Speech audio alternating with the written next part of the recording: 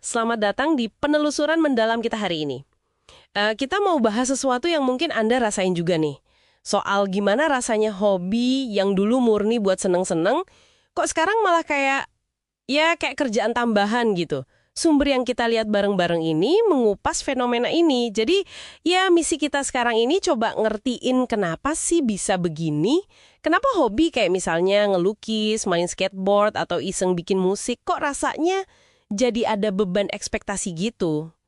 Sumber kita menyoroti ada tekanan. Kayaknya nggak cukup sekedar nikmatin aja, tapi harus mengembangkan suara artistik, atau bangun gaya khas, atau cari niche.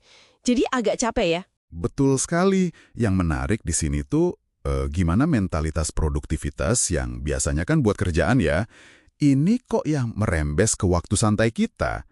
Padahal dulu hobi itu kan semacam tempat aman ya, buat eksperimen, buat coba-coba, bahkan buat ya jelek dalam sesuatu nggak apa-apa gitu, nggak ada risikonya.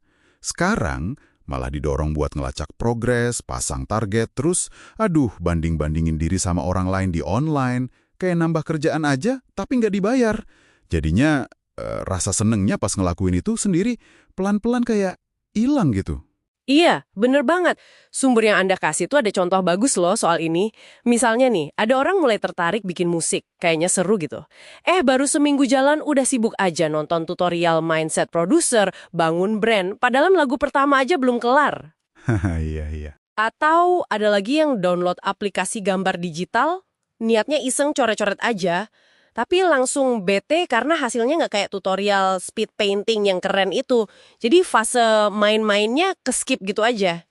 Persis. Fase main-main dan ya itu tadi, jadi jelek dulu itu kayaknya nggak dapat tempat lagi. Dan media sosial, wah ini juga disebut di sumber Anda kan, punya peran gede bikin ini makin parah. Semua hal sekarang potensi jadi konten. Main skateboard itu mungkin fokusnya bukan lagi ke serunya gerakan atau anginnya, tapi gimana caranya ngerekam trik yang oke buat TikTok. Oh ya, buat di-upload ya? Nah, bikin musik juga bukan cuma buat diri sendiri, tapi kepikiran kenapa nggak diunggah aja sekalian ke Instagram. Jadinya aksi ngedokumentasin itu kadang lebih penting daripada nikmatin hobinya pas lagi dilakuin. Jadi seolah-olah melakukan hobinya itu sendiri jadi kurang ada nilainya ya kalau nggak dibagikan atau dioptimalkan? Kurang lebih begitu. Iya. Ditambah lagi ada fenomena yang disebut sumbernya itu rasa bersalah produktivitas. Pernah ngerasain nggak? Gimana tuh? Kayak ada perasaan nggak enak gitu kalau waktu luang nggak dipakai buat membangun sesuatu. Entah itu skill baru, portofolio, atau personal brand. Seolah-olah kalau kita cuma santai atau melakukan sesuatu tanpa tujuan yang produktif, itu sama aja buang-buang waktu. Padahal kan? Nah, itu dia intinya. Kalau menurut sumber-sumber ini ya, hobi itu seharusnya nggak produktif, dalam arti kayak kerjaan gitu. Justru hobi itu harusnya jadi penawar dari budaya yang serba harus produktif, yang kadang bikin kita engap juga kan. Pas Anda lagi asik main-main aja sama suara, atau warna, atau gerakan, ya pokoknya apa aja deh, cuma karena itu bikin Anda seneng, itu tuh bukan waktu yang sia-sia sama sekali. Tepat. Itu justru momen otak kita lagi main, lagi ingat gimana rasanya jadi manusia utuh, bukan cuma jadi mesin produktivitas.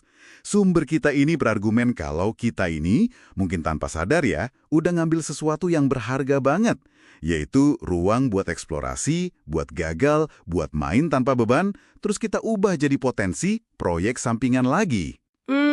Jadi nilai aslinya malah hilang ya? Iya, nilai intrinsiknya itu.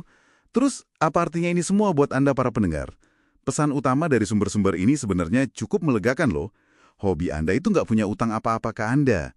Nggak harus jadi duit, nggak harus bikin Anda jadi lebih baik menurut ukuran umum, nggak harus juga bikin Anda kelihatan lebih keren. Nilai aslinya ya di pengalaman itu sendiri, di prosesnya aja.